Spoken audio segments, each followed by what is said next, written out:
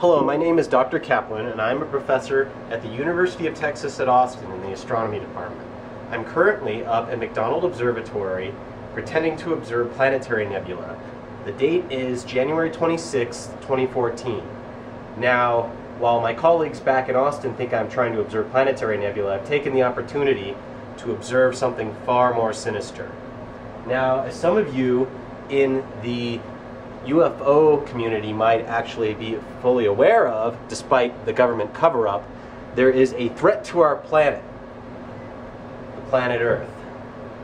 There's a planet at the edge of our solar system some call Nibiru, or Planet X, and it is currently on an orbit that is going to cause it to swing by the Earth in August, and who knows, hopefully it won't collide with us, but even if it just gets close, the tides will just cause earthquakes, tsunamis, will reconstruct the surface of the Earth into something we don't even know. So I've taken the opportunity, since I'm at the observatory and there's no one here watching me at the moment, to track the planet Nibiru, and I will show you how it's done. Now, if any of my colleagues, if NASA finds out, if the government finds out I'm doing this, I'm through. So hopefully I can get this up on YouTube before they find me.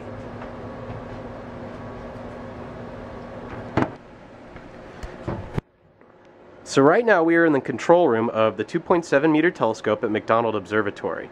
Now, the first thing I had to do before I was able to come up here and start tracking the planet Nibiru was find its coordinates. Now, its right ascension and declination are a closely guarded secret. So, using my credentials, I was able to get a tour of the Johnson Space Center down in Houston. And I was given access to their computers. Now, using hacking methods that I am not at liberty to describe, I was able to hack into their computers and steal the right ascension and declination of the planet Nibiru. So I knew exactly where to point the telescope. Now, I'm going to give you those coordinates so you yourself can go find Nibiru. Now, keep in mind, Nibiru is fast approaching Earth, so its position is going to change rapidly. So you'll have to, I don't know its exact orbital parameters, so that's what I'm trying to find out. Now, its coordinates are currently, as of this time, right ascension, 04 hours, 8 minutes, and 8 seconds. And the declination 60 degrees, 56 arc minutes, and 43 arc seconds. Now, if I get the correct orbital solution, I'll be able to plot exactly where it's going to be over the coming months so that we can figure out if it's indeed a threat to the Earth or not. So, this is a spectrum of Nibiru. Now, it uses an instrument called the Mitchell spectrograph, which actually gets spatially resolved spectroscopy. The planet Nibiru is actually so close to Earth at the moment that we actually can see a disk. So the optical fibers are placed in the focal plane, and I'm actually getting information about the atmosphere or surface of the planet Nibiru. Now, I haven't analyzed this data, but this might tell us something about what type of object it really is. Now, as you can see, it also has several spectral lines, and those spectral lines are Doppler shifted towards us, sort of like how, you know, a police officer can use radar to figure out if you're speeding or not. And as of tonight, it is moving towards us, I calculate, at about 200 kilometers per second. So that means it will, if it's on a collision course for the Earth, hit us in about August 2014. Okay, now I'm going to go out in the telescope dome and show you the instrument I'm using. Now, it's almost completely dark out here, so I brought a flashlight.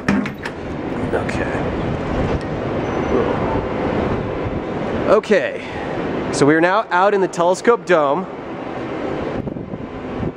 and this here is a telescope I'm using to track Nibiru. This is the 2.7 meter telescope at McDonald Observatory.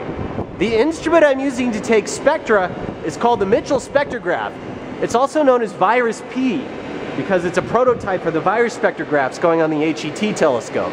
Now, it's kind of hard to see, but there it is. There's Virus P. It's that black box surrounded by that blue frame there. So right now I'm currently tracking Nibiru, and I got I'm gonna try to track it for as long as it's high enough in the sky for the telescope to see.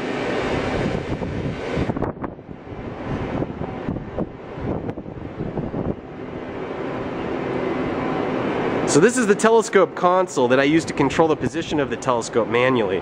Now, when I first point the telescope, I use this hand paddle here and actually this little joystick to move it. So you can move this giant, 50-ton thing with just a little joystick. Now, this computer here is the guide camera. This is what actually causes the telescope to track. Now here you're actually seeing the planet Nibiru. This is probably some of the best footage you will probably ever see on the internet of the planet Nibiru. Now as it gets closer to the Earth, it will actually appear to grow in size. So if I come back, say, a month later, it might be, right now it looks like that, but it might be that big.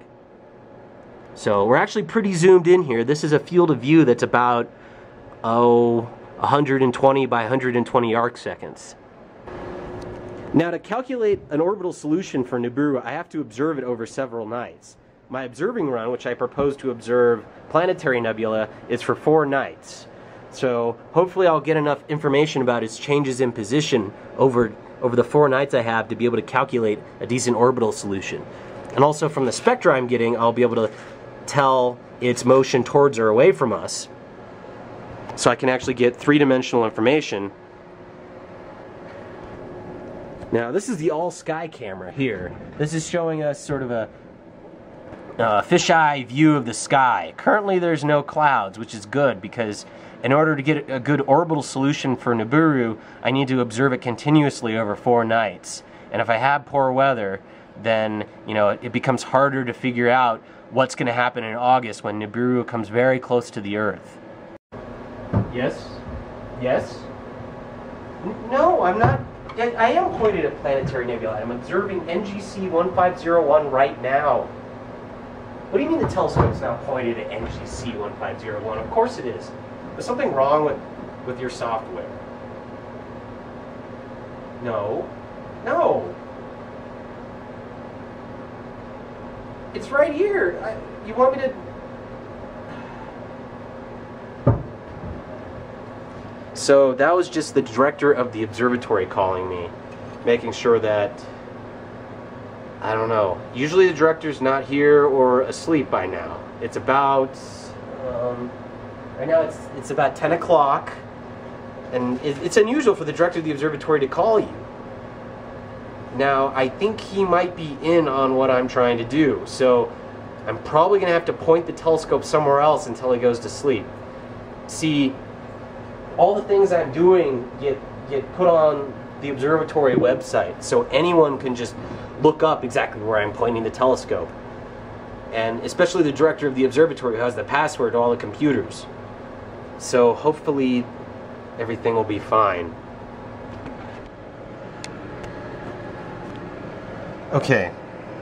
Clearly the director knows that I'm not observing the targets I plan to observe. In fact, usually when we switch targets here at McDonald Observatory, we have to update our observing plan so that they know, that the science we're doing is worth, the cost of running the telescope. They keep logs on everything. So here's an email I just got from the director asking me to update my targets as soon as possible.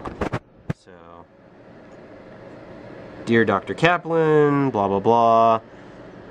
It appears that you're not observing the planetary nebula and you are deviating from your original observing plan. Please update with us with your targets as soon as possible. Sincerely, the director. So,